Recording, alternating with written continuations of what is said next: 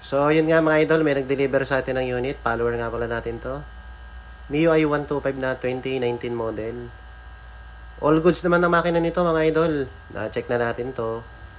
Yan, may kasama na ring top box yan. May plaka na rin para LTO, naka-RCB shock. Ang issue nga pala nito mga idol is may gas-gas siya dito. Minor lang naman. Saka ito may basag dito. And yung CR nito is to follow pa. So, ayun nga mga idol. Dumiretso ko agad tayo sa Wiltec San Pedro para ma-verify kung tapos na ang hulugan yung motor ni Sir. Ay ma'am, ilang months nga po bago ma-release yung kay Alpon po na... 2 to 3 sir. Pero 2 to 3 pinakamabilis 45 days lang. Ah, Pag mabilis po, 45 days lang. 45 days lang. Nagbigay siya contact numbers. Ite-text namin siya pag okay na. Halimbawa nabili ko ma'am, anong kailangan ko pag pipick upin ko yung yung CR? Pag nabili, bago dumating yan siya. Kapag nabili na po, Kahit authorization yan.